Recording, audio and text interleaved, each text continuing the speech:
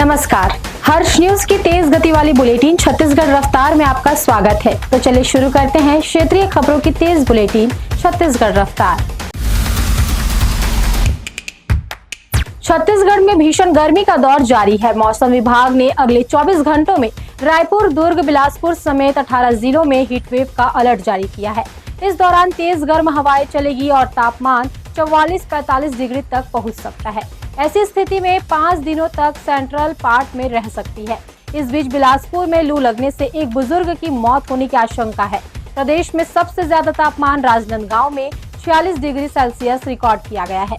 वहीं सबसे कम न्यूनतम तापमान अंबिकापुर में 22.6 डिग्री सेल्सियस दर्ज हुआ है।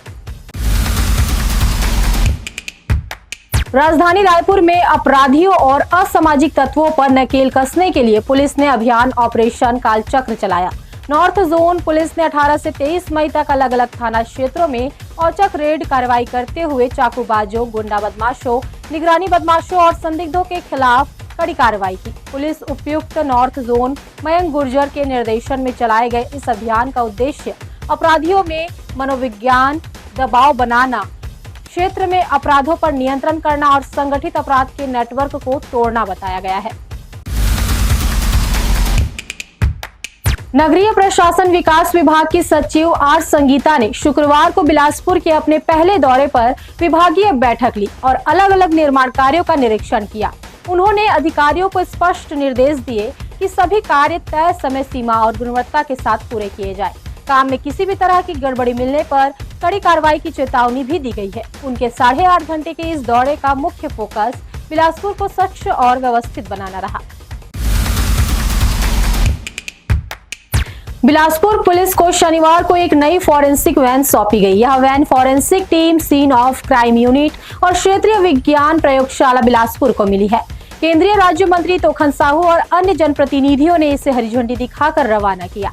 केंद्रीय राज्य मंत्री तोखन साहू ने कहा कि केंद्र और राज्य सरकार का उद्देश्य है कि आरोपियों को कड़ी सजा मिले और पीड़ितों को न्याय मिले। इसी लक्ष्य के साथ पुलिस प्रशासन की कार्य प्रणाली और क्षमता बढ़ाने के लिए आधुनिक उपकरण व संसाधन उपलब्ध कराए जा रहे हैं। बिलासपुर में संगठित अपराधों और ई साक्ष्य पर पुलिस अधिकारियों के लिए एक दिवसीय कार्यशाला आयोजित की गई। इस दौरान एसएसपी रजनेश सिंह ने अधिकारियों और कर्मचारियों को नवीन विधिक प्रावधानों, तकनीकी साक्ष्यों को और डिजिटल प्रक्रियाओं से अपडेट रहने की आवश्यकता पर जोर दिया। चेतना भवन सिविल लाइन बिलासपुर में शनिवार को आयोजित इस कार्यशाला में राजपत्रित अधिकारियों, थाना चौकी प्रभारियों और विवेचकों सहित 60 से अधिक पुलिस अधिकारी, कर्मचारी शामिल हुए। राजनांदगांव रेलवे स्टेशन पर अवैध पार्किंग के खिलाफ रेलवे सुरक्षा बल आरपीएफ ने बड़ी कार्रवाई की है। 22 और 23 मई को चलाए गए अभियान में 9 पार्किंग जोन में वाहन खड़े करने वाले 27 चालकों के खिलाफ रेलवे एक्ट की धारा 159 के तहत मामला दर्ज किए गए हैं। यह कार्रवाई दक्षिण पूर्व मध्य रेलवे नागपुर मंडल के मंडल सुरक्षा आयुक्त के निर्देश पर आरपीएफ पोस्ट राजनांदगांव की ओर से की गई। इसका उद्देश्य स्टेशन परिसर को व्यवस्थित और यात्रियों के लिए सुरक्षित बनाना है। बिलासपुर के अशोक नगर में जय मां हरसिद्धि मंदिर की मूर्तियों को नगर निगम के सामुदायिक भवन में स्थानांतरित कर दिया गया है। यह कार्रवाई अशोक नगर से बिरकोना रोड निर्माण के लिए की गई, क्योंकि मंदिर सड़क चौड़ीकरण की जद में आ रहा था। नगर निगम के अमले में आज सुबह से शाम तक यह कार्रवाई की गई। शुरुआत में कुछ विरोध के बावजूद बाद में लोगों की सहमति मिलने पर मूर्तियों को शिफ्ट कर दिया गया। जोन कमिश्नर विभासिया ने बताया कि अशोक नगर पानी टंकी और बिजली कार्यालय के पास स्थित यह सार्वजनिक मंदिर रोड चौड़ीकरण के दायरे में आ रहा था। आम नागरिकों की सहमति के बाद ही मूर्तियों को हटाने की प्रक्रिया शुरू की गई है। बलरामपुर जिले के रामानुजगंज में फकीरवा नाला में हजारों की संख्या में विभिन्न ब्रांड की कोल्ड ड्रिंक और पानी की बोतलें असुरक्षित तरीके से फेंकी गई है। यह नाला रामानुजगंज और पुरानडीह गांव को जोड़ता है।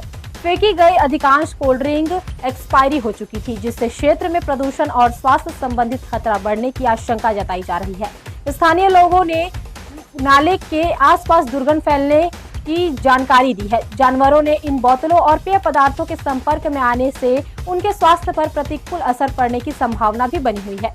ग्रामीणों ने चिंता जताई कि समय रहते वैज्ञानिक तरीके से अपशिष्ट पदार्थों का निस्तारण नहीं किया गया, तो बारिश के दौरान यह गंदगी जल स्रोतों पर पहुंच सकती है। छत्तीसगढ़ रफ्तार की आज के बुलेटिन में बस इतना ही। अपने आसपास की खबरों से जुड़े रहने के लिए हमेशा बने रहें हर्ष न्यूज के साथ। नमस्कार।